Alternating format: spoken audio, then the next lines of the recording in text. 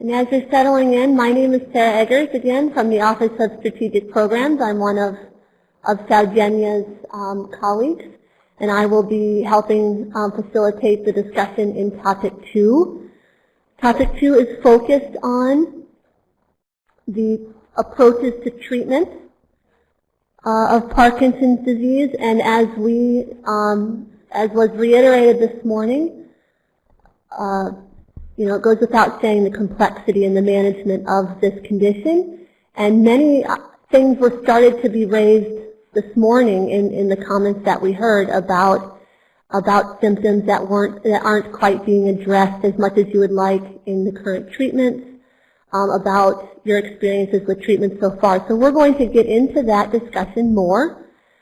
We are trying to focus on the input that we are getting today really helps FDA in our role understand how we can advise drug sponsors in terms of where are the unmet needs, what should be focused on, what is it important to patients about their disease and the disease management that perhaps we could better reflect in pharmaceutical treatments.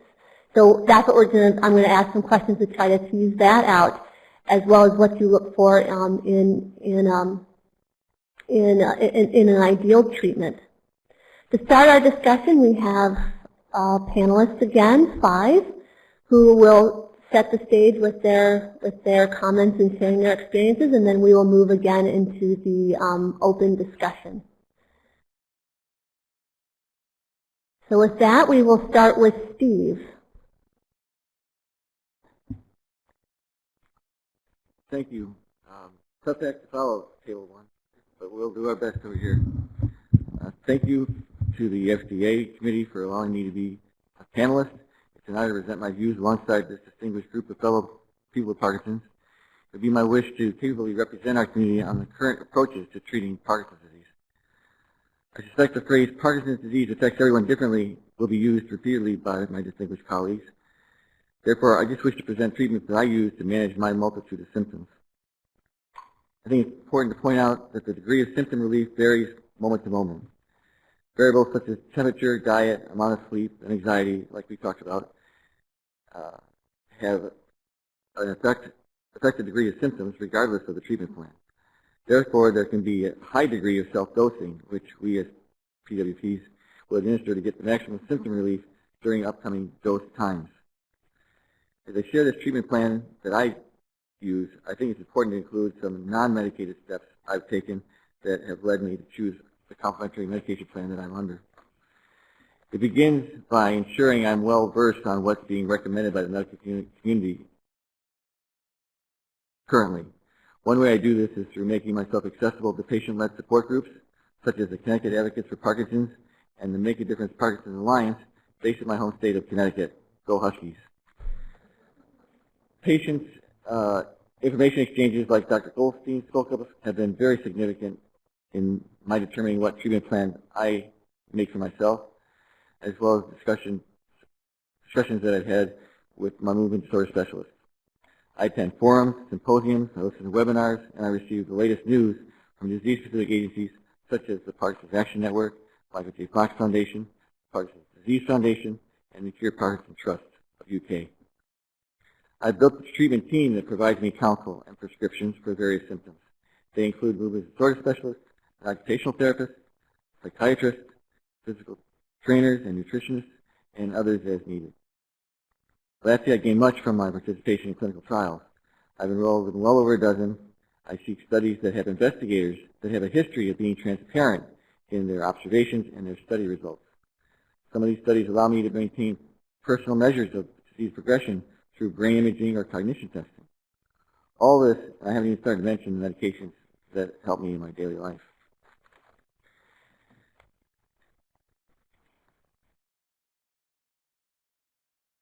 Having just passed my first decade with disease, I've noticed that there's been some disheartening advances. I found it necessary to increase my visitations to my movement disorder specialist, and likewise my medication regimen has changed. I generally take my pills 6 times a day, 20 pills a day altogether. The medications that I'm on are the gold standard carbidopa levodopa, ropinirole, also known as Refocus XL. I take a laxative and a melatonin supplement to help me sleep. Under the category of alternative treatments is exercise. I'm a believer in the value of the intense interval exercise training programs and have worked with a lot of the research centers, especially the University of Alabama in Birmingham, on passing out their gospel of intense exercise. I recently registered with a local PD program led by Michelle Hespler called DPD. It also is an intense exercise training program at least once a week and provides me relief from stiffness and a greater response to my medications, which in turn allows more on-time and less tremors. Last but not least is Tai Chi. I approached this martial art form with much skepticism. I remembered on a trip I took to Hong Kong watching workers outside their office going through some beautiful moves that in no way resembled any of Bruce Lee's movies. It will often help alleviate stiffness and provide relief from poor gait. And the state of Connecticut has even awarded a grant to a Tai Chi instructor to help prevent falls, specifically for seniors, after seeing the cost savings that can be realized when such a discipline is adopted. Now, believing in the value of exercise and having it a regular part of my treatment plan has been difficult, as is evidenced by my not-so-chiseled frame. But I still continue to get out there daily and get the exercise in because I know it's not only good for me, but it has an impact on the disease. Now, how have things changed? Well, as I move in my second decade of PD, I found it necessary to increase my medications. Some of the medications have warnings related to dyskinesia and compulsive addictive behaviors at the dosage levels. And I mention that because we've talked a lot about our symptoms, some of them driven by the medications themselves. Every 3 hours I need to take my meds. Before I leave home, I go through my checklist: watch, wallet, phone, keys, pills. The administration of the medication is tedious and requires a lot of focus. One must ensure that daily needs are properly in hand, but not only that, making sure that you have additional, in case of unforeseen conditions like weather, as well as airline delays, road work, taking another pill. With the exception of exercise, none of the treatments I have mentioned provide relief from my regular sleep patterns, the irregular sleep patterns. These patterns are the forms of screaming in the night and awakening at all hours. This obviously affects me and my family's needed REM sleep and leads to fatigue much of the following day. I have found most effective medication for this condition for me has been Provigil. However, Provigil is not an approved medication from my insurance provider, and it's extremely cost prohibitive. In total, my treatment plan is not as effective as I would like. There's about 2 hours in any one day in which my normal functioning is halted. My family members and my friends, especially my Bastion House Benny, becomes very frustrated by my lethargic state as we wait for my level of energy to return, help me resume my activities. Relationships can be affected. Maybe some of you will hear some of these remarks at your home. Things like, "Dad seems lazy today. He's falling asleep on the couch." All I ask you to do is pick up some milk and bread. You remember to pick up your pills, but you couldn't remember to pick up family groceries? He's looking a little slow today. Better not give him that assignment if you want it done before the end of the day. These are the kind of conversations that are held around us all the time. So I have that thought about the factors that prevent some of the disciplines that could prevent me from having a better quality of life. In the limited time we have left, I'd like to just address the two factors I believe are important, and that's access to PD certified therapists to assist with valuable exercise programs and the cost to pay for it. Most health coverages do not cover exercise programs unless justified through physical therapy. Most physical therapists and fitness trainers fail to have specific experience with Parkinson's disease, despite growing evidence of the positive impact exercise has on managing our disease. But I am the eternal optimist. Recently, we've had some new treatments come trickling out of the very full research funnel. I look at this as a sign that we are not far off for an ultimate disease-modifying treatment, the magic pill. Now, in lieu of this, I am working with some greatly admired and dedicated advocates and researchers on an exercise prescription. The ideal treatment for me might begin with the point of diagnosis. Shortly after delivering those fateful words, you have Parkinson's disease, the MDS will present you a prescription that directs you to a certified therapist and trainer, and a treatment plan that's covered by insurance might look like this: 3 days of disciplined, intense exercise, 1 day of exercise alternatives such as cycling, hiking, or dance, 2 days of Tai Chi, and a little medication to round it off. Do you have any final thoughts, Steve? To wrap up, what you would look for in ideal pharmaceutical treatments, perhaps, that they would better address? I didn't address the pharmaceutical because I thought it was a very deep subject. I thought with the medications that are out there right now, exercise is still the best. Okay. Okay. And I'd like to thank the FDA for taking the time to listen to us, as well as the industry and all the partners that are here, because it makes a difference. We're going to do this together. Thank you, Steve. I was told not to call him Steven. Next, we will move on to Gary.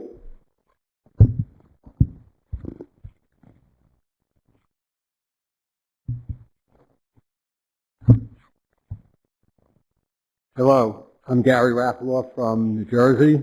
I'd like to thank the FDA for inviting me to speak today. My journey with Parkinson's began when I was diagnosed in 2012, almost 4 years ago. Yet, looking back, my symptoms actually began about 4 years prior to that, in 2008. That year, I began to have several medical problems, which I now know are classic Parkinson's premotor symptoms. I lost my sense of smell, I developed shoulder issues, I began to have REM sleep disorder.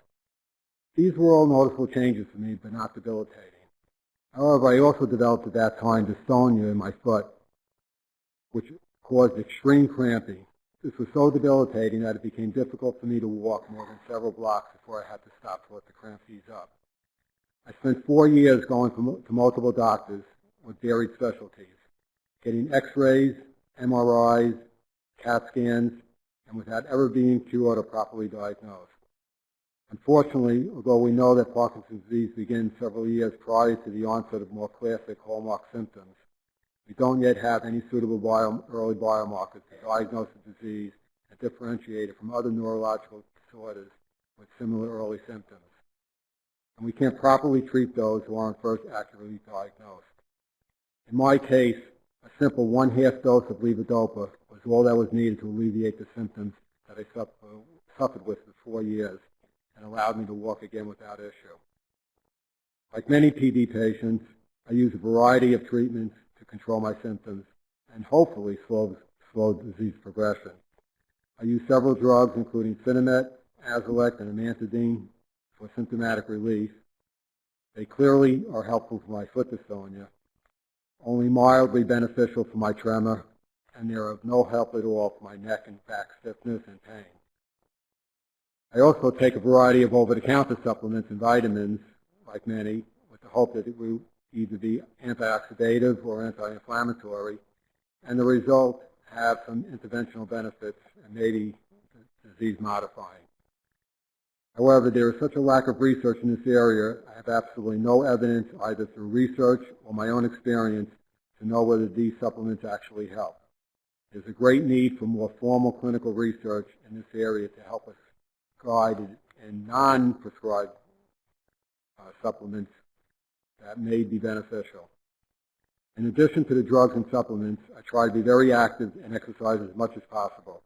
I also perform Tai Chi daily and Qigong regularly. I walk several miles every day, and I try to get to the gym several times a week. Outside of taking prescribed medication at the proper time, daily exercise and activity, as mentioned by others, is by far the most important thing that a Parkinson's patient can do to help control symptoms and possibly slow progression. As I mentioned in my previous comments, the prescribed drugs that I take only work moderately for me and controlling my major symptoms. In addition, the main treatment for Parkinson's, the so-called gold standard carbidopa-levodopa, has a limited life and usefulness before the side effect, dyskinesia, becomes more of a problem than the actual symptom it is treating. For me, this has caused an ongoing debate many PD sufferers share when to begin levodopa treatment. Do I start early and get the most benefit while still in my best physical and mental condition, or do I delay as long as possible so as to put off the dreaded dyskinesia side effect? The primary alternative to levodopa would be treatment with dopamine agonists such as Mirapex, Requip, or Lupro. Unfortunately, these have their own serious side effects, which can include harmful compulsive behaviors, sleep disorders, and hallucinations. After 4 years, my main problem from the drugs and supplements which I take are daily cases of mild nausea, along with repeated bowel issues of either constipation and diarrhea. I also find it difficult to constantly follow the varied time schedules, dosing levels, and routine that each drug requires. Along with scheduling problems are also the issues of food. Some drugs are taken with food, some drugs require an empty stomach. Some drugs require not to take protein because they have a negative impact on drug effectiveness. And of course, for many of us, there's the economic side effect involved in the significant cost of taking all of these treatments. This cost may be painful, but it's even worse so when you only receive a moderate or even no relief. Then the cost is exorbitant. Looking to the future, I see 2 avenues for new treatments to be successful, even without a complete cure. First, I would like to see better symptomatic treatments. Ideally, they would provide more symptomatic relief with fewer side effects, and in addition would have ease of use that could be either oral, nasal, or sublingual, rather than intravenous or invasive. It would also have longer periods of activity so as to require more limited dosing times. Finally, we need to realize the uniqueness and individuality of our disease, and that different treatments may affect us differently, and some of us may require different items that others don't use. Second, and for me most importantly, would be to discover disease-modifying interventional treatments that can slow the progression, if not totally cure it. As a progressive illness, patients with Parkinson's disease can usually live normal lives if taking proper treatments in the early to midterm years. Currently, the life-altering period is probably 7 to 10 years, at which point changes in lifestyle become mandatory. With interventional disease-modifying drugs, along with new symptomatic treatments and a proper exercise regimen, I truly believe most, if not all of us, will be able to live active and productive lives for many years beyond diagnosis. Thank you for allowing me to speak today. Thank you very much, Gay.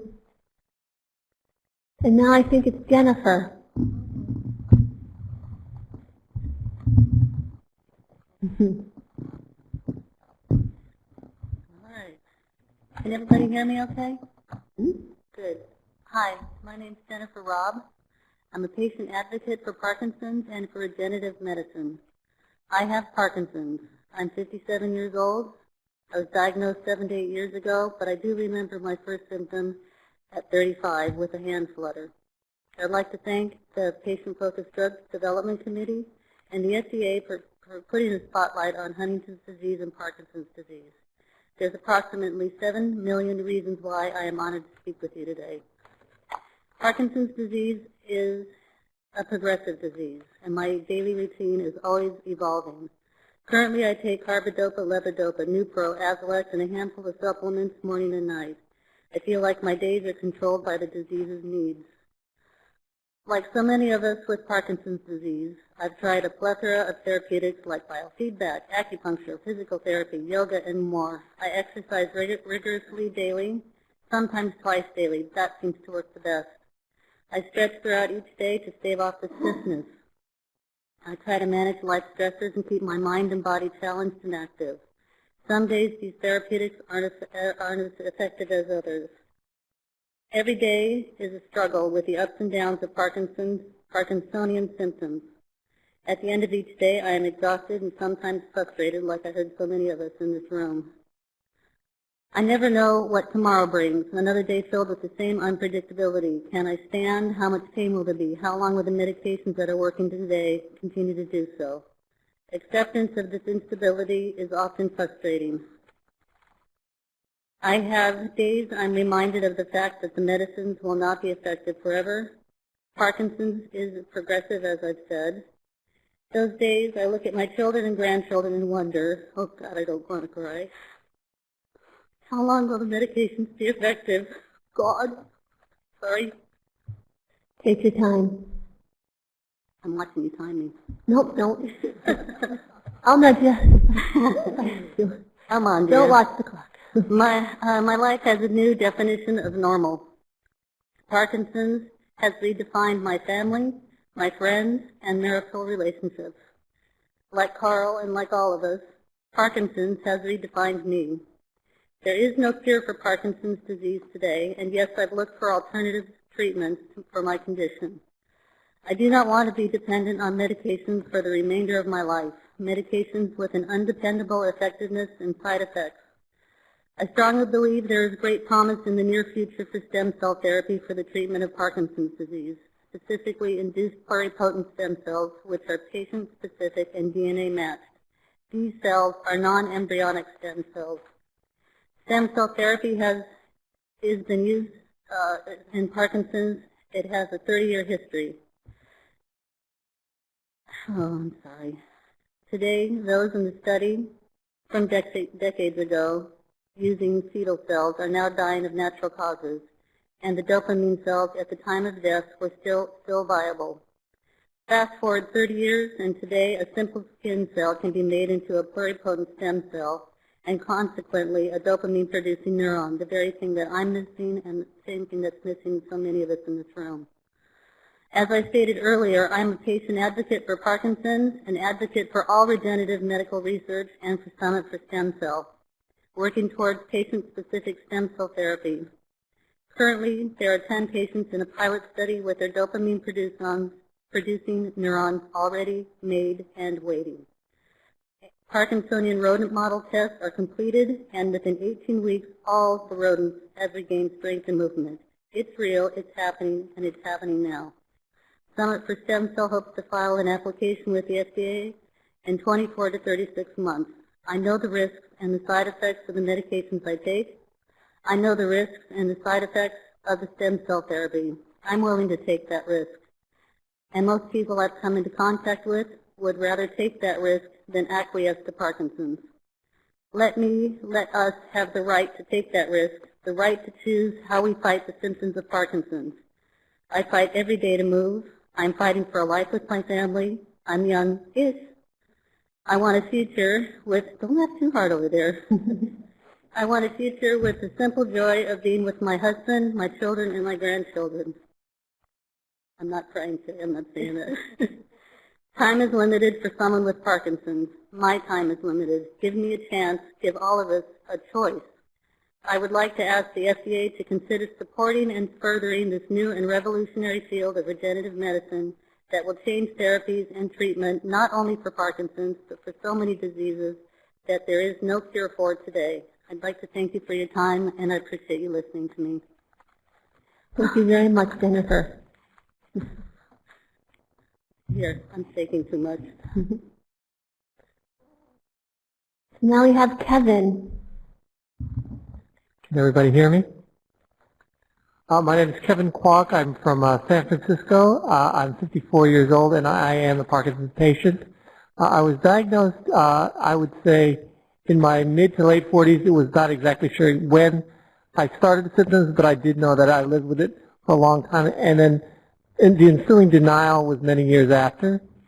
I'd like to give you a demonstration of a fast-forward, time-elapse photography of what Parkinson's could do for you.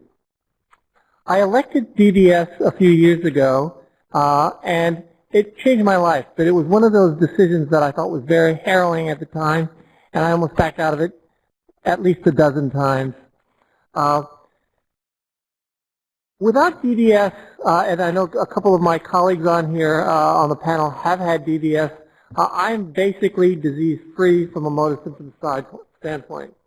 What I'd like to show you is what happens when I turn it off, if I can. Is it working? The white button. Right.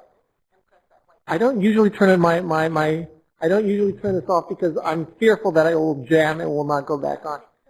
Can you get it back on? Thank you. So this is my symptoms. I'm off medications completely with DDS for motor symptoms. Is it dead? Oh. It's all right. We don't have to do show and tell. Yeah, it would have been cool, though. You can describe it. There's some people who will see you anyway. Well, I'll try to do a demonstration live. I only have bradykinesia on one side, my left side, and for the majority of my disease, that was all that really bothered me. I would say, from the motor symptoms side. But what I'd like to emphasize is the non-motor symptoms that actually really drove my decisions to have DDS, not the motor symptoms. It's not working? That's all right. So you would normally see if this works. I'm glad it's locked on, not off. Is that off stimulation, I would, in 30 seconds, my arm would curl almost like a claw.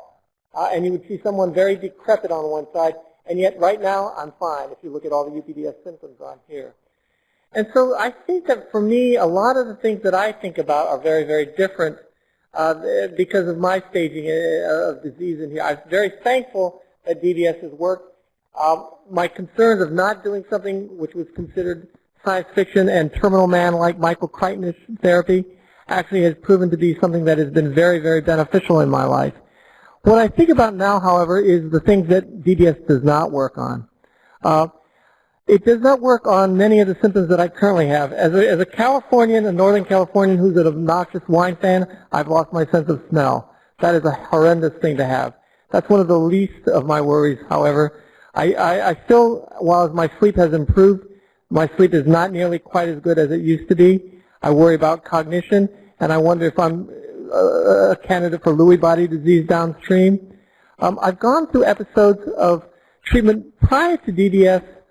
I will tell you, I was initially on Cinnamon like all of you, and then with the increasing doses, they started to add to the cocktails of therapy. And so then they started adding dopamine agonists.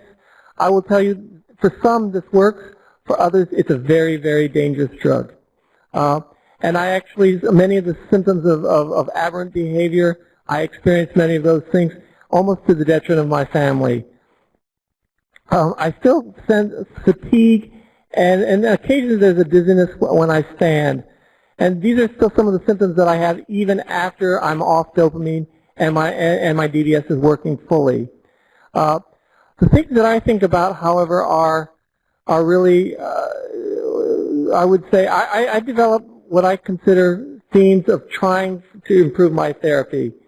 So I've listed them, and these are not necessarily just pharmacologic.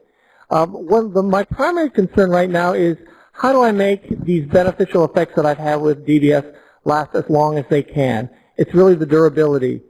DDS is oftentimes viewed as sort of medieval bleeding or leeches because we don't know exactly how it works. All I can tell you is it works for me.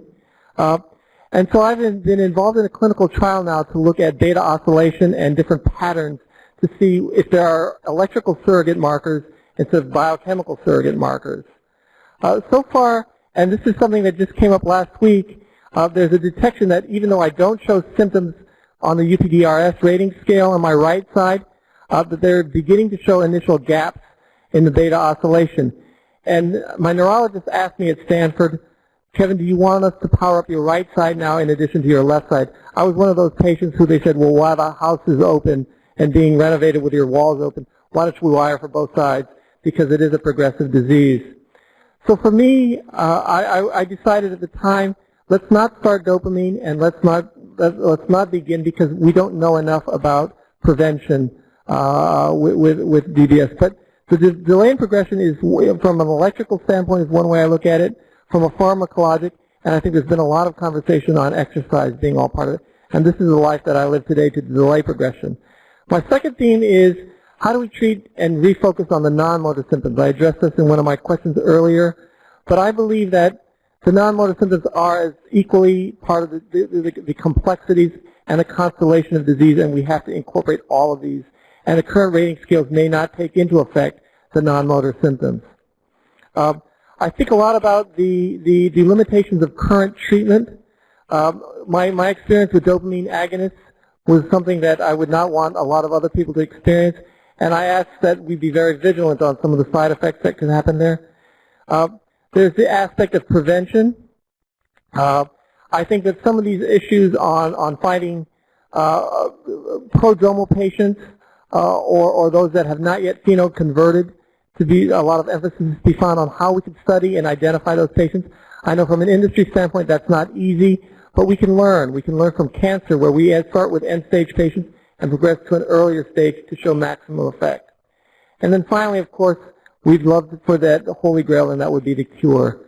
But for patients like us in the room who already have significant disease, cures may not necessarily be in our horizon, but the generations that will come, thanks to aggressive research, aggressive support, and aggressive outspoken patients like ours, our community, I think will help us get towards this way with the help of the FDA.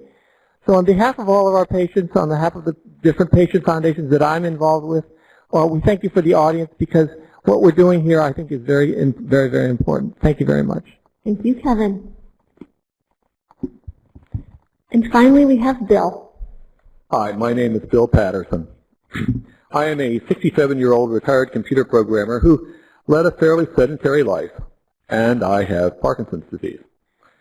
From early in 2007, when I experienced micrographia, some balance trouble, and foot drop, and through the next 3 years, I progressively experienced an undiagnosed and frightening reduction of motor function on my right side, despite visiting a neurologist 2 or 3 times per year. I knew I had a serious problem, and by 2010, I was limping badly, unable to type or use a computer mouse with my right hand, and unable to use my right foot and leg to drive. My handwriting was small. I was significantly depressed at that point. My sleep schedule was chaotic, and I often would lie awake at night and sleep during the day. But on April 22nd, 2010, to get another opinion, I went to what was for me a new medical facility that was 100 miles from my home at a highly reputed medical school. I saw a neurologist there who gave me the most thorough neurological exam I can remember and gave me a clinical diagnosis of early hemi-Parkinsonism. This and the neurologist's prognosis scared me into thinking that I could be, worst case scenario, in a nursing home in a few years and possibly dead in 5. The fact that I had not been told any of this before was particularly annoying. I decided to learn as much as I could about PD. I scoured the internet, sought support groups, and began seeing a movement disorder specialist. My research led me to Dr. J. Albert's experiments at the Cleveland Clinic on the effect of bicycling on PD symptoms. I also learned about many animal model experiments in which vigorous aerobic exercise seemed to be neuroprotective, that is, to slow the progress of the disease. My movement disorder specialist started me on a medication schedule that ramped up to 2 tablets of 25-100 carbidopa-levodopa 3 times a day. A couple of weeks later, selegiline at 5 milligrams 2 times a day was introduced. I found that while I had more control over my movements in general, I was experiencing random writhing movements in my right leg, ankle, and foot. I also did not like the nausea and other weird feelings that I had. Additional carbidopa was added, and it helped. Over the next 5 years, different strategies were tried. And for 2 of those years, I was actually off of carbidopa-levodopa entirely. Today, my anti-Parkinsonian prescription medication consists of 1 1/2 tablets of 25-100 milligrams carbidopa-levodopa, plus 1 tablet 25 milligrams carbidopa 3 times per day, and the selegiline at, again, the rate of 5 milligrams 2 times a day. This is still less than was originally prescribed in the beginning of my treatment. I take coconut oil because some other patients advise me that it helps fine motor coordination in activities such as typing. My typing speed is often good, but it varies, and I have not isolated anything related to that variance. PD can result in reduced saliva, and so in consultation with my dentist, I have used and expect to resume using Biotene mouthwash during the day for dry mouth, and I use ACT mouthwash at night. I visit a hygienist every 4 months instead of the usual 6. And by the way, I've lost a couple of teeth. I have continued to bike on a stationary machine almost daily through the last 5.5 years, at a cadence generally greater than 90 RPM for the 40 minutes that I stay on it. I feel very fortunate to be able to do this. I track specific measures of my exercising in a database. I also practice Tai Chi and yoga, and I've used personal trainers. I use weight machines for strength, and I stretch regularly. Now, there are side effects from the biking. One is that I feel healthier. Another side effect is I've lost weight. But I developed cramps in my feet. I had to attack this myself, and I found a chapter of a book that was available on the internet from a doctor who specialized in bicycling health, and he identified several elements whose supplementing can help. They are calcium, magnesium, and potassium. I consulted with a dietitian, got the right dosing for myself. Doctors wouldn't give it to me. And I started using it, and the cramps went away. I also developed pins and needles feelings in my hands, and that's treated effectively with anti-vibration gloves. Now, I think my current treatment regimen treats the symptoms fairly well. However, the number of symptoms, exercises, substances, and their interrelationships is overwhelming. At times, it is hard to tell which combinations do what. Beyond mere symptom treatment is the hope that some of these treatments are neuroprotective. They do enable me to have a fairly full life, but not as full as I would like. During the first few years of this adventure, I was employed full-time. Now I'm retired, and that makes things easier. Importantly, I get around very well, type, use a computer mouse, and drive with my right leg and foot, and I'm able to enjoy my family and friends. I've noticed some, but comparatively little, progression of my symptoms since my starting treatment 5.5 years ago when compared to the progression experienced in the first 3 years of undiagnosed TD. I find this encouraging and suggestive that my treatments, including the aerobic exercise, have slowed the disease progression. One downside of my current treatments is the time required. The time required for exercising and related PD activities such as managing prescriptions and attending support groups. It's significant. Now that I'm retired, things are better. I am grateful for my treatment and the research that supports it. An ideal treatment would eliminate all of these symptoms, and probably the motor symptoms would be the worst that I have now that would be tackled by an ideal treatment, but if my cognition were impaired as well, I would make that the first priority. As bad as side effects of certain drugs feel, they are usually not as bad as the conditions being treated. Of course, if they were worse, you probably wouldn't use them. Now, certainly fear of the future is a real issue, and I think all of us experience that. It's imperative that we learn more about brain functions. Better knowledge and importantly, better distribution of that knowledge. Remember that I went to neurologists who weren't diagnosing me, and I was presenting them symptoms. The better distribution of knowledge may enable not only better treatment of PD, but better aging overall. And I don't think I can overemphasize the importance of exercising in my treatments. I feel good most of the time. Thank you very, very much. Thank you, Bill. So I want to give a round of applause to the panelists.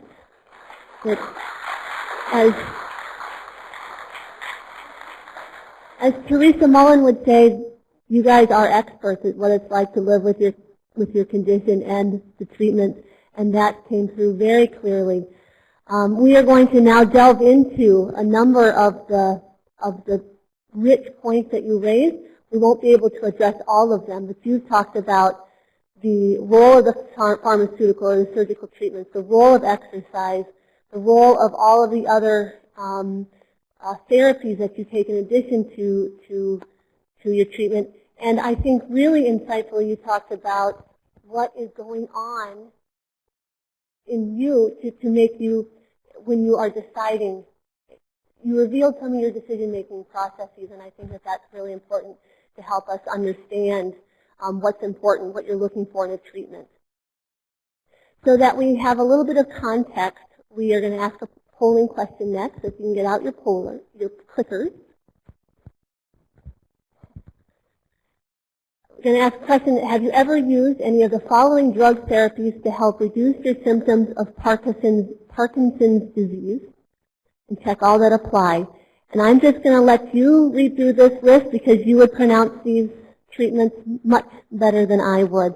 So I'll give you some time to read through these. Check all that apply for you that you have tried or are you currently doing.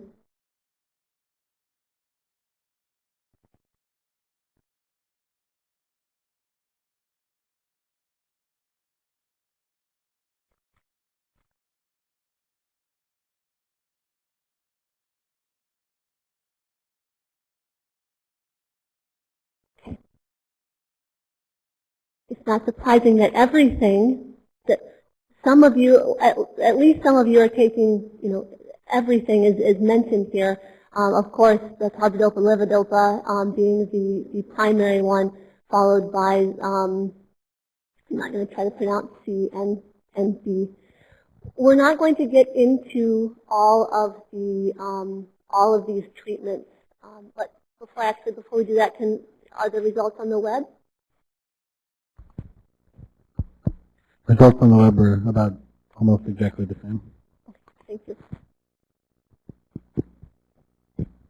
So, sorry, I need my alarm clock. It's the only thing that helps me keep us on time. I'm going to actually turn to my colleagues first and see if there's any of these with what you're seeing here or represented in the room or on the web. Any treatments that you would like to ask more questions about their effectiveness or their downsides or their or what people have found using those treatments? Sure. First, let me say, as a former physical therapist, the exercise, you're preaching to the choir.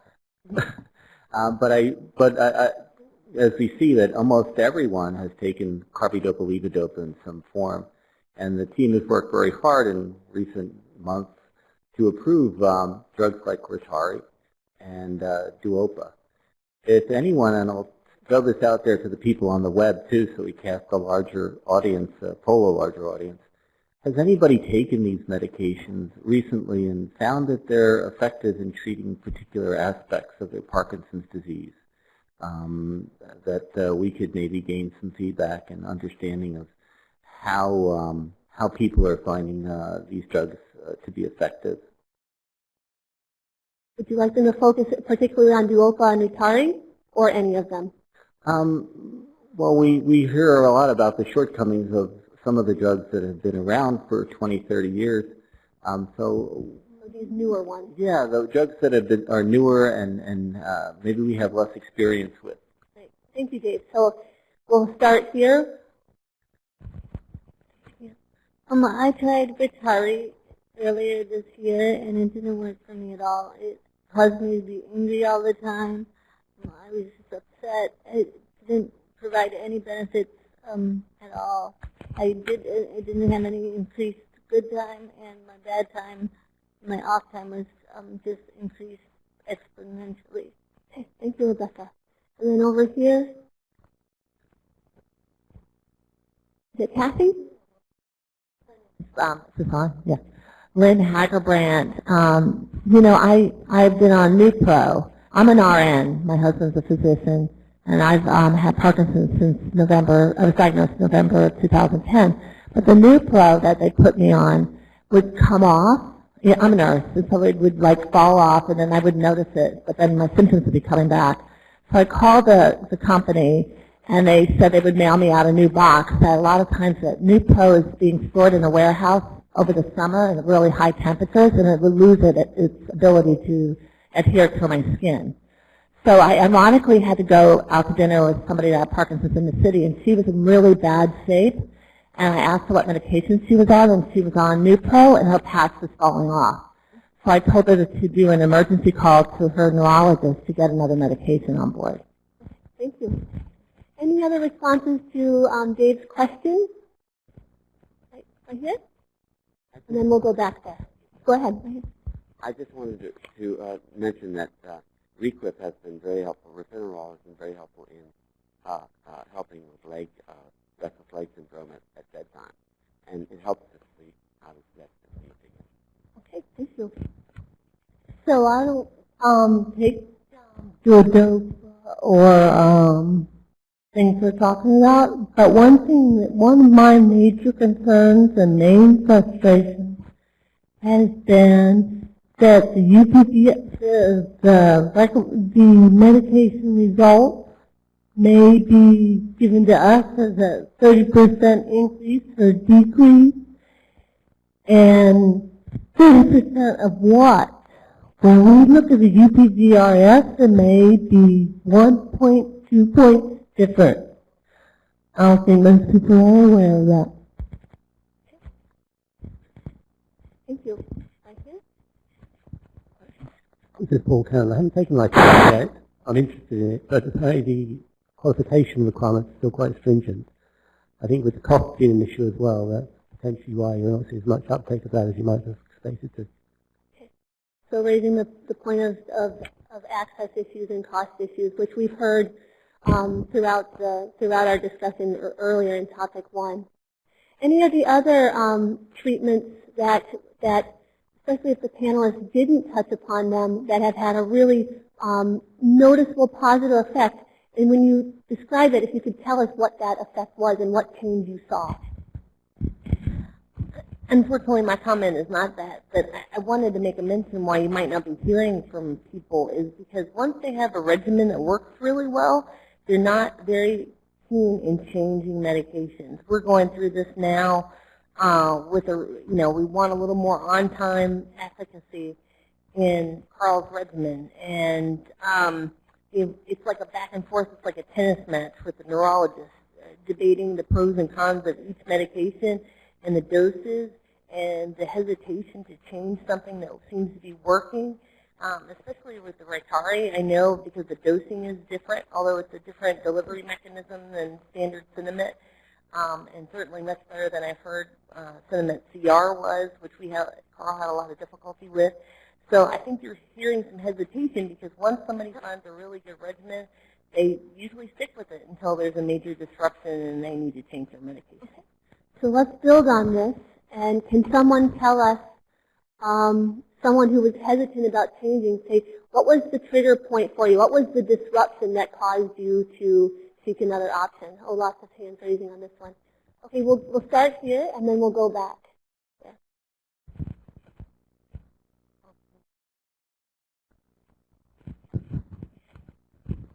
In the 2 years that I was off of Cinemet, this is Phil Patterson, my doctors did start me on Mirapex partway through that. But it got to a point where at one time I had a laptop computer on my lap and I was taking notes in a lecture and I had a sleep attack and lost the laptop, which went to the floor. Mm-hmm. I thought that was, I was really glad that it happened there and not somewhere else where there was more at stake. And we stopped that particular regimen and increased the Cinemet. Okay, right here, and then back, and then then Alessandra has a question. Hello, my name is Sherry Gould. I actually am a clinician at Scripps Clinic in La Jolla, California. And when Rytary came out, we were very excited. They approved this very long-acting type of carbidopa-levodopa. So I definitely do give patients, if they're willing to do it, especially the ones that are very frequently dosed. As you've heard here in the room, there are many of these patients that need to take their medicine maybe even a half or a quarter every hour and 7 minutes, whatever the case is. The drug has definitely helped improve the quality of their life because they don't have to live every hour to hour on just regular what we call carbidopa-levodopa. So Rytary, I would have to say, and about 60% of the patients I give it to, they love it. 40%, it just doesn't work. Who knows why that is? And they felt better on their old regimen. But I just wanted to give you feedback on that. We've not done anything. We have no patients duopa. It seems a little invasive. We can't. Anyway, and it's a very tedious medication to actually prescribe. Patients need to stay in the hospital to get titrated appropriately, etc. So that's not a drug that we tried in our clinic. Go to the back. Following up on the comment on Mirapex, I was on Mirapex 2 or 3 years ago on a 3 times a day times a 1.5 milligram tablet, and that put me over the edge psychologically. And I began to do some things that somebody would not want to do in impulsive behavior, such as responding to internet requests for money from India and that kind of crap. And and it also has made my feet swell to the point that I can hardly find a pair of shoes that will fit. And even now today, I'm down to 3 times a day, a half a milligram on the mirror patch, and the feet are still somewhat swollen, though the impulsive behavior seems to have gone. And I would also stress, in terms of physical trainers, when I found my trainer, I had been with him for a couple of years before I was diagnosed. And I went to him the afternoon after I'd received my diagnosis, and my wife had not gone with me to the doctor's that morning, so he was the first person that I felt I could trust, that I could talk to about what the neurologist had said to me. And he looked at me in the face and said, "Are you going to lie down and die with this thing, or are you going to stand up and fight it?" And together we have fought it for the last decade. And I can tell you, when I am doing a legs workout, I feel the difference in my body, and the dopamine production is clearly on and moving forward very aggressively. And I don't feel the same thing when we do an upper body workout as much, but working hard on the legs does do that. And I feel similarly. The other thing that the exercises brought out is that it's given me the option, with my neurologist's blessing, to take an extra dosage of Cinemat either before or during the workout, because I was finding that the Cinemat would wear off in the middle of a workout sometimes, and when you're out in the middle of a river rowing, that's not a good thing to have happen. Thank you very much, Charlie. And Ellis has a question, and then... I do. We heard one comment about orthostatic hypotension, and I just wondered if there are others in the audience who have had symptoms from what we call orthostatic hypotension, and if so, what are the symptoms and what have you done about them? Okay, so I think the comment about low blood pressure was here, or it was back there. Okay, so we'll let you start if you would like to respond.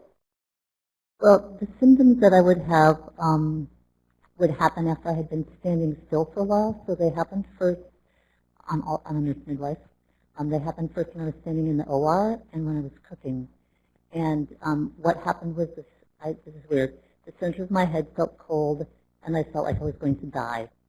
I did not feel dizzy, and it took a long time to identify it as orthostatic hypotension because it didn't have the dizziness or lightheaded faint component to it.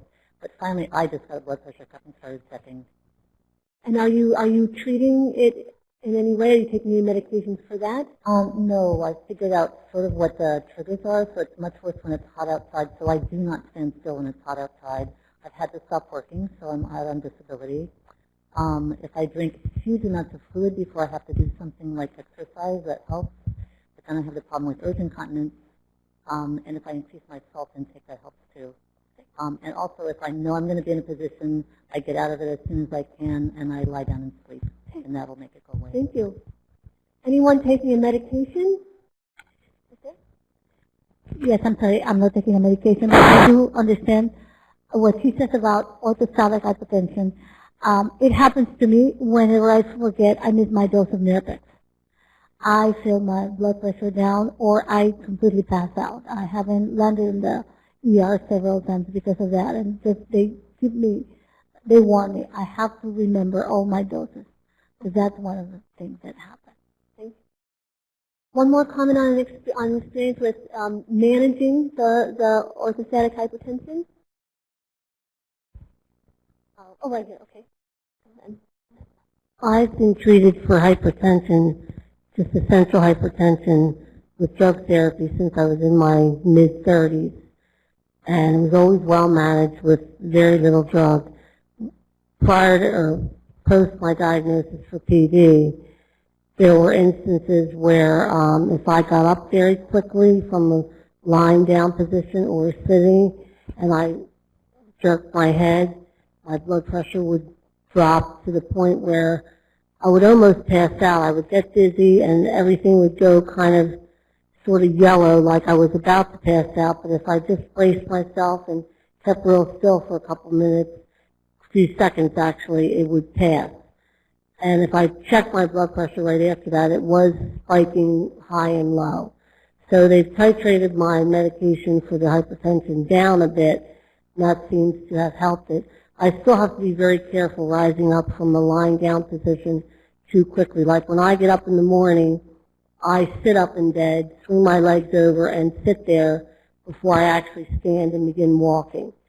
Because that's when I was experiencing it the most. I would get right up, walk out of the, sit up and stand up and then walk into the bathroom. And like by the time I got through the bathroom doorway, I was dizzy. But it seems to be managed by decreasing the drug. Thank you so much, Nancy, right?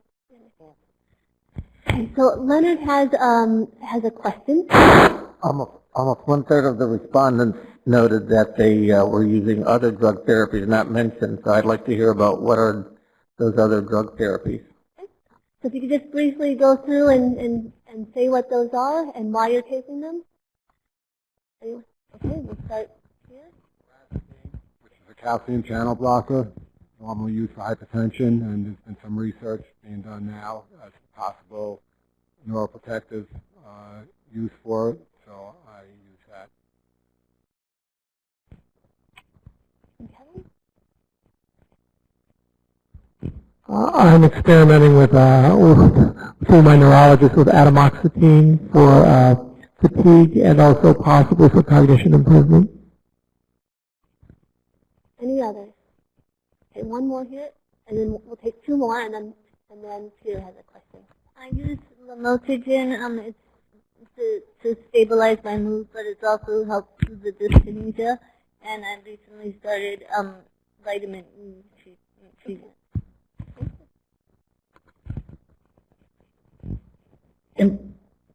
Because I was improperly diagnosed initially, I was on a scopolamine patch for a while, and I felt great on the scopolamine patch. When I was correctly diagnosed, they took me off of it, and my symptoms got worse instantly, but they won't give it back to me. Okay, so Peter, do you have a question? And then we're going to move on to a broader topic. Sure. A number of the panelists have told us that they have DBS systems implanted. I was just curious, A, did you experience any complications from the surgery itself? And B, are you experiencing any side effects of your DBS stimulation? Kevin, anyone else? Oh, so we'll come here, and then Kevin, and then you can. I had DBS 3 years ago, and it was originally for my dyskinesia. So my doctor, we went through the surgery, and then they decided to change the location of the probe halfway through the surgery. So so there was a complication in the surgery itself. But since then, I've had increased off times. My dyskinesia has been reduced, but with the battery, it's quite painful in my chest sometimes. Thank you.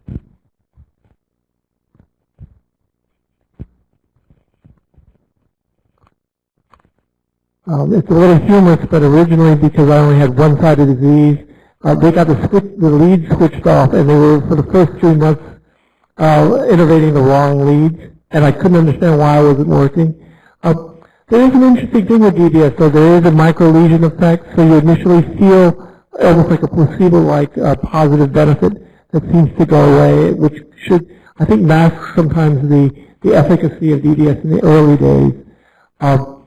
I'm happy to report that I'm also involved in the closed-loop trials right now to look at new neurotransmitters that might actually be smart transmitters that use some sort of biofeedback. And I'm looking forward to that as being a innovation that will help, one, prolong the battery life, but two, hopefully prolong the disease as well, the benefits on the disease as well. Thank you. So we are going to, we're a bit tight on time. We do have an open public comment, but I understand that we can probably cut into our open public comment time. And to do so, we'll even ask the open public commenters to really stay on time with their open public comments. So we can dig in. I think we have probably about 10 more minutes that we can spend on this. I do want to get a web summary, and we have a couple people on the phone. But while we're doing that, I'm going to put up the next polling question. We don't get to talk about these, but we do recognize their importance of the other therapies besides the pharmaceutical. So just, we won't be able to discuss them. I think there's been some really eloquent descriptions about some of these, but it would be helpful to see in the room what the reflection of in the room of how important these are to you, what you're using. So you can use your clickers. Besides your drug therapies, whatever therapies have you used to help reduce your symptoms of Parkinson's disease? Check all that apply.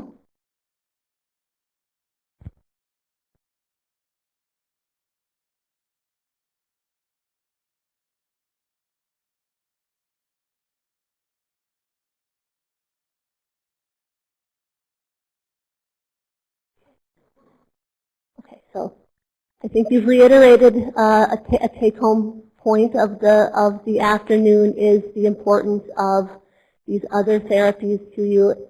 It looks like many of you are doing most or all of these things as part of the management of your condition. Is there any summary on the web? Anything that's been new or something we haven't heard that you can pull out? Going back to Raitari, there's one person who had experience with it. Said they attempted several different dosages and could never find anything that would smooth out the tremors, and also experienced a lot of dyskinesia using it. One person who was talking about Cinemet and suggesting that a lot of the symptoms that people were talking about may be side effects of taking Cinemet. And then we had one person who was speaking about the need for better education and understanding of medical staff during hospitalization incidents or in rehab settings, because people are occasionally not receiving the correct care.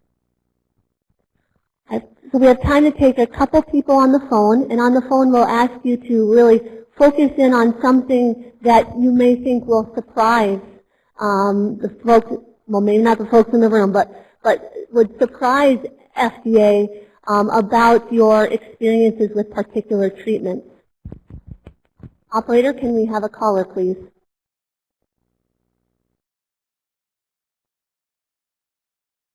Is the operator? Operator, can we have our first caller? Hello. Yes. Can we? What's your name? Carl Haynes. Hi, Carl. How are you all? Good. I am from Phoenix, Arizona. I am a Parkinson's patient diagnosed in early 2008. I am active in the Parkinson's community here locally to try to get involved nationally as often as I can. And I applaud all the participants today, along with the FDA, for getting us together and hearing what we're experiencing and hoping that we can improve things. And one thing that I'd like to suggest is when I was first diagnosed, I was told that it was a life sentence versus a death sentence. So I would be able to live with Parkinson's disease for a long time. So with that in mind, I obviously the daily challenges we all experience with Parkinson's disease, and I think we had to really be quite fighters for dealing with it and whatnot. But with different medications that we're all taking and the ability to keep track of what's being effective for us or what's not, I think it'd be very helpful to have some type of a database link at our doctor's office that would tie into the FDA and be able to, as we go to our doctor, we maybe give it a new prescription, we were able to record that we started a new prescription, we were able to record from home basically how effective, and then when we go to our doctor's appointment, a follow-up doctor appointment, 6 months later, 3 months later, whatever it is, there's the ability to have more of a history of how we experienced it rather than from memory, because obviously our memories are very good, and so I think it'd be very helpful to have more of the technology out there available. We have more of a link to the FDA and how we can tie in our day-to-day activities with how things are helping us or not, and more of a get to know the patient more on a personal basis, and I think that'd be very, very helpful for us. Okay, thank you, Carl. So you're identifying a unmet need for support with the complex management and really linking the information together. Thank you for that. Do we have, we can have one more caller? Good afternoon. Good afternoon. My name is Sue. I have had Parkinson's. Sue, I'm going to interrupt you for a second. Are you on speakerphone? Sue, we're having some hard time hearing you. If you're on speakerphone, Yes, I'm on the speakerphone. okay. We have a little bit of a reverb. It's difficult to hear. Let's try again. Can you hear me now? That is, yes, that's great. Okay. I have had Parkinson's disease for 14 years. My two daughters, ages 50 and 52, also have the disease. My question has to do not with what the FDA can do regarding treatment, but what the FDA can do regarding prevention.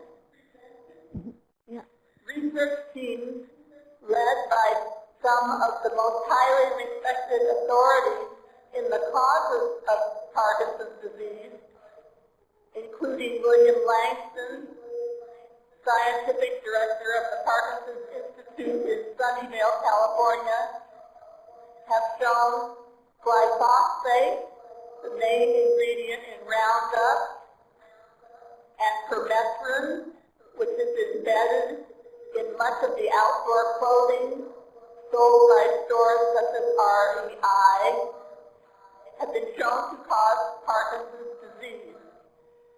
I question why the FDA continues to allow these toxic agents to be sold. Well, thank you very much for your question. So I did. Okay, there we go. Thank you very much, Sue, for your question. I'm going to ask you to hang up now, Sue, because it reverberates. Okay, thank you, Sue. I think it is that's a very big question that goes a bit beyond what we can address today. But I will take this opportunity, though, to ask those questions through the docket so that we know what is important to you. What are the big questions you have on your mind? Because they are all important, even if we can't address them all today or through this meeting. Thank you. With that, we have really concluded our topic 2 discussion, our discussion with, to wrap up the discussion with the participants. I want to sincerely thank you on behalf of our colleagues for the thought you sent in. Many of you sent in comments. We identified, it was a tough decision to identify panelists, to folks to serve as the panelists, but we have all the comments that you submitted, and we have reviewed those, so that is all useful input that we will incorporate into our report as well. I cannot emphasize enough the importance of the docket. It is your chance to, you didn't get to talk as much as you wanted to today, I know this, so the docket is your chance to make sure that your full story and your full thoughts are shared with us, and we do read those. There are evaluation forms at the back table, so please let us know how we're doing on these meetings and how well you feel your voice is being heard and your perspectives are being reflected here. And with that, I will again ask for a round of applause, especially from FDA, for your courage and your thoughtfulness and your expertise in your condition. Hello, everyone. I'd like to thank you all for coming here today. We're now moving into the open public comment session. Please keep in mind that we will not be responding to your comments, but they will be transcribed or be part of the public record. Since we would like this process to be transparent, we encourage you to note any financial interest that you may have related to your comments. So we've collected sign-in during registration, and at the break we have 6 people who have signed up, and roughly 20 minutes, I believe, 15 to 20 minutes So I suggest that we all stick to the 2 minute per person comment time, and then I'll be keeping track of time up here.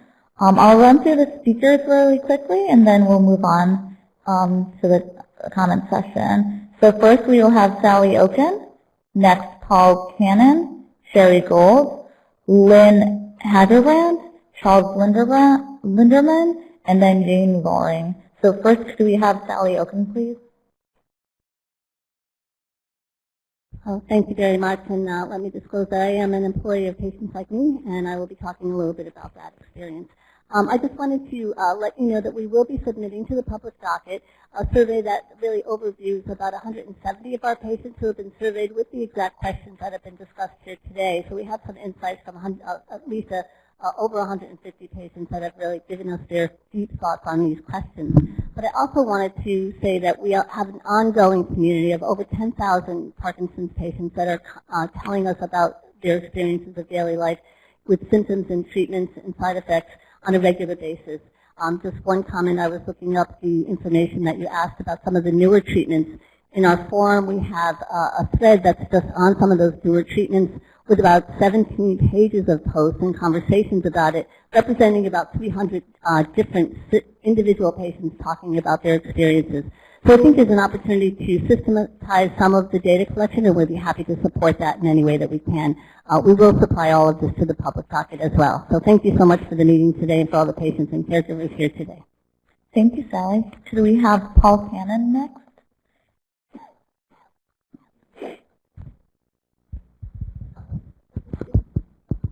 So I'm Paul Cannon. In addition to being a patient and a drug developer and a scientist, I'm also a program manager at 23andMe. I've also submitted to the docket a summary of the questionnaire that we've produced for our community. It's about the same size, actually, of 9,000 patients, and about 1,700 replies. And there's a document for you in the docket. If you want to look it up or if you want to contact me, I'd be happy to share it. Many of the things are very similar to what we heard in the room today, which is consistent and good. I think it says that the communities online that are putting together are actually a useful resource for patients and their outcomes, and should be used as broadly as possible. We're happy to work with people to do that. My only other comment is looking around the room, I think we all have to work on the ethnic representation in the research and in the support groups that we see. It's clearly an issue that we all have to deal with, I think. Thank you, Paul. Next we have Sherry Gold. Yeah, Sarah and I are switching. I'm Jane Loring. I'm a professor at the Scripps Research Institute in La Jolla, California. I'm the director of the stem cell program there. And as such, I'm part of the Summit for Stem Cell program that was mentioned earlier by Jennifer Robb. What we're doing briefly is taking stem cells from patients with Parkinson's disease. We're using a technique called reprogramming to turn those cells into pluripotent stem cells, which are identical to embryonic stem cells, but they come from individual people, and so they carry exactly the same DNA as that person. We could do that with any of you. We take those pluripotent stem cells and turn them into dopamine neurons, which you all know are what die in Parkinson's disease. They're making the precise kind of neurons that is present in the substantia nigra. Right now we've done a great deal of the preclinical work. We've shown that cells are taken from patients, cure a rat model, and they're rather spectacular results. They are equivalent, and in fact in a lot of ways better than the NIH-funded studies using fetal tissue in the 1990s and 2000s, which had mixed effects, and some patients were improved and some didn't. Those who improved are now much older, of course, and they have had 20 years in some cases without any requirement for any kind of drug therapy. They are not cured, but they have no symptoms, and they get no worse with time. So we're hoping that we can improve upon those results by using these patient-specific pluripotent stem cell-derived dopamine neurons. Thank you so much, Jane. Next, could I have Sherry Gold then? So again, my name is Sherry Gould. I'm a nurse practitioner at Scripps Clinic, and in work very closely and kind of started the Summit for Stem Cell, which is a fundraising group of Parkinson's patients that our sole purpose is to raise money for this research that brings so much hope to people with Parkinson's. You know, sit here for a number of hours. I spend my entire workday seeing nothing but people with Parkinson's disease for the last 10 years. I'm the one that prescribes over and over and more drugs. I really would like to have this opportunity to ask the FDA as we approach you in a couple of years with the proper studies, etc., that you'll take that quantum leap to think of something outside of drug therapy to actually fill the bucket back up, to actually replace the cells that are missing and dying in people with Parkinson's. So we have a lot of work ahead of us. We're working with an FDA consultant right now. So on a monthly basis and raising the money on our own, we've raised over $2 million, which has been fantastic, all by just community philanthropy. So there is hope. I'm telling this group of people out here there is hope in the future. There is a hope for you. We really believe Parkinson's disease is the lowest hanging fruit for this type of therapy. It has the greatest chance of success because the main one cell type that is missing and dying in people with Parkinson's is, of course, the dopamine-producing neuron. And we can make those from your skin. So thank you very much. I appreciate the time. Thank you, Sherry. Next, we have Lynn Hagelband.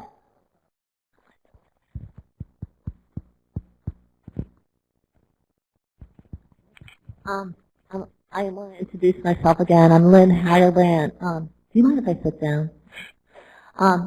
I wanted to, when I was diagnosed back in November 2010, my neurologist said to me, Lynn, whatever you do, don't go on the internet and look up Parkinson's disease. And she said, in addition, do not go to a support group.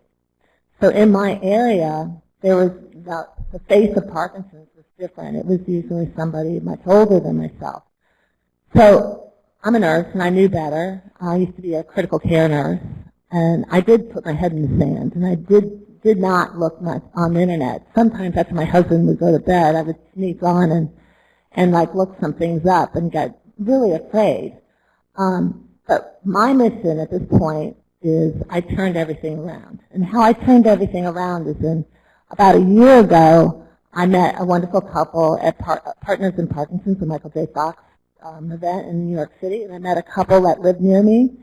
And we formed a support group that has over 65 members, young onset. And it is one of the most significant things I've ever done in my life. And I now know that it's very important to be in a support group. It's very important to talk about this. And now my flyers in a neurologist's office so that when somebody else is diagnosed like myself, they're given the information and they're given the direction to go into. And then two more quick things. The face of Parkinson's is not really apparent because there are men that are worried about losing their jobs, men and women, and there's fear in coming out about it. So I think there's a lot of issues around young onset Parkinson's, and that's what I want to say. Oh, and then one other thing, one of my members contacted me that his wife asked for a divorce because she said that Parkinson's treatment is too expensive, and she wants to protect her assets.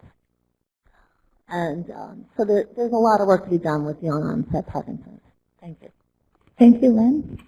Last, we have Charles Linderman. Charles, where are you? Oh, yeah.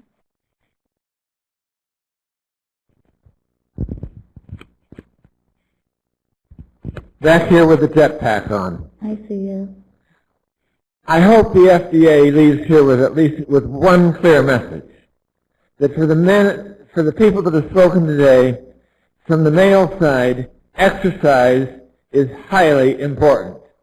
And I would hope that in addition to all the drug therapies that you're working on, that you come out with some kind of clear protocol by which the neurological providers can look somebody in the eye and say, this is what you need to be doing in terms of exercise to reduce the effects of this long-term degenerative disease.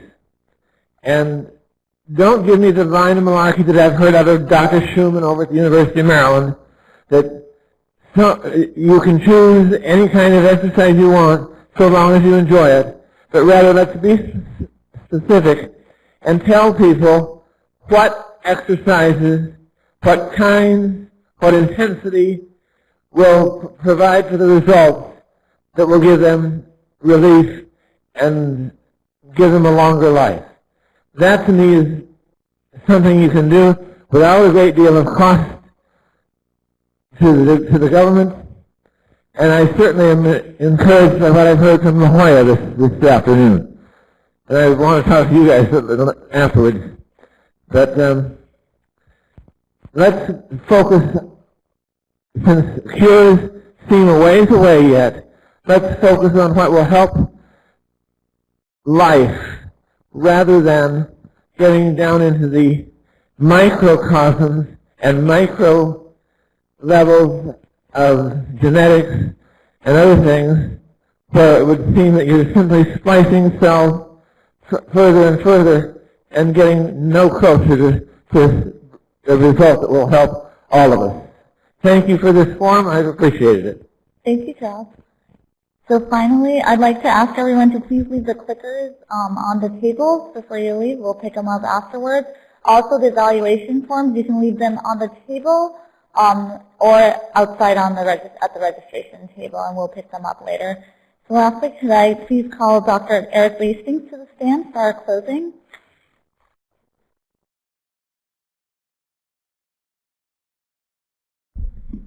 Good afternoon. I'm Eric Hastings. I'm the Deputy Director of the Division of Neurology Products in the Office of New Drugs at the FDA. I want to thank all of you for participating in the discussion this afternoon and for sharing your personal experience with Parkinson's.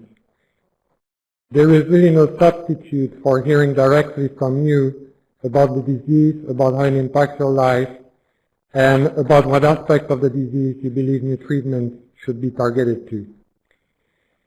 So there was a lot of information that was shared this afternoon, and I will try to take the next few minutes to summarize some of the key information that I've heard.